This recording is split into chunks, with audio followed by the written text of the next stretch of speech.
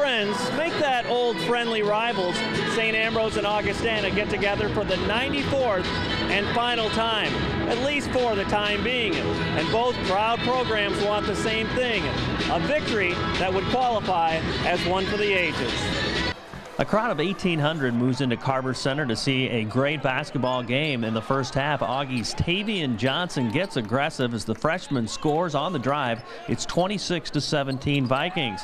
Vikings keep pushing it down low. Brandon Coons off glass to make it 32-24. Then he leans in for two more plus one. It's 35-26.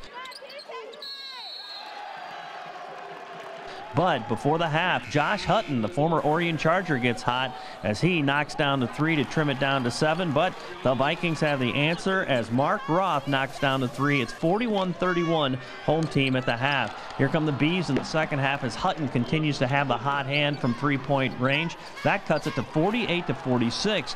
Later on, though, Nick Frazier makes space, hits the jumper along the baseline. It's tied at 48 with 12:45 to go. Hutton is not done as he continues to stroke it from the outside. It's 52-51 Bees. Coons later leans in as we are in for a seesaw ride, 54-53 at that point as Coons goes on to score 19 points. Now to crunch time. St Ambrose's Darren Galloway with a little dipsy-do after the break. He scores 17 points.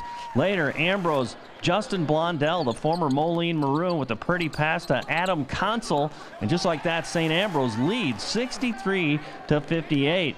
But back come the Vikings. Dan Yergudis comes up big with the 3-ball to tie it at 63s with 5 minutes to go. Yergudis is at it again with the long 2, again to tie the game.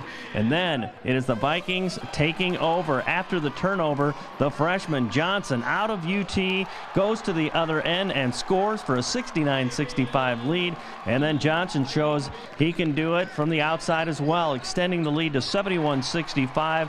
And another young player for these Vikings, Ben Ryan, with a resounding dunk to make it a 73-65 lead for the home team as they go on to win 77-69 to remain undefeated and win the last game of this series. I heard all week everybody asking questions saying how you think the game's going to go. It was just a big game, and I didn't realize how big it was until we got here. And it's huge. I mean, people come from all over town. It's 2 cities. It's a big, long game. It's 100 years, 100 games, 100 meetings, and I mean, it feels great. It's nothing like that feeling. How special was it to make a couple key plays down the stretch? I've always said I want to do whatever it takes for us to win, and I feel like when I contribute and it helps us to get the win, it's nothing better I can do out there. Personal plays isn't as good as plays for the team, so making plays like that is what really gets me going. How big is it that you guys win the last one? You know, I mean, if bragging rights are ever going to last, it's now, because we don't know the next time you're going to play. Well, I mean, it was big. I heard we won our first one. I asked the coaches that, and I said we need to go out same way we started. So, I mean, it's great. It's a good thing for the city, good thing for the school, and just nice that we got here and handle business. How affirming is it the way you guys have started, too? And this could be kind of an early signature game for you guys to win in a crowd like this and against a really solid team. Oh, yeah, it really is. And I think everybody knows that. We knew that coming in here, and we knew that we had to handle business because we're trying to say something big, not only in the city, nationally. We want to make sure people know who we are. We don't want to be counted out, and I feel like this game really helped us do that. It's huge. As everybody knows, it's a big bragging rights throughout the Quad Cities for this game, and the fact that we come out on top for the last one is really important to us. Come on, too. I mean, they battled back, got the lead. What was the difference when you guys kind of took control of the game? Obviously, a couple key plays by some young guys. I mean, it was huge. The last 3 minutes, we really thought we brought back the energy back up. I think we had 4 or 5 stops in a row. They were just huge and allowed us to get the 8-point lead and finish the game off. Could you sense their confidence boosting as you guys kind of seesawed back and forth a little bit? And was that pretty key that you took that away? Yeah, it kind of came back to our energy. We didn't come out in the second half ready to play, bouncing on defense, getting stops.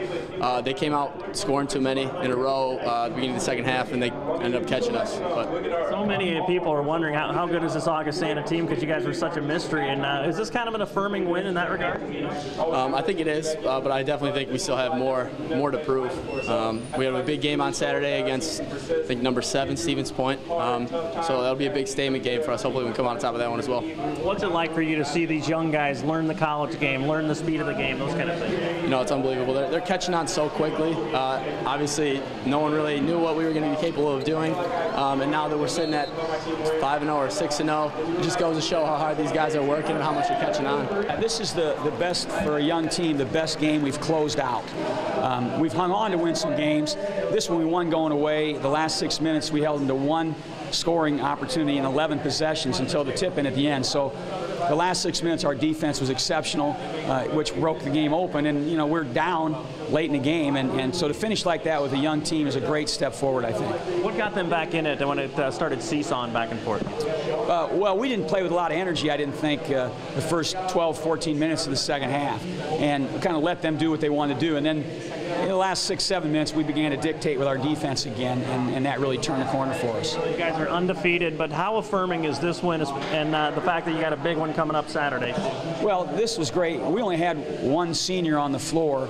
Everybody else was freshmen and sophomores in their first kind of cross-river rival game.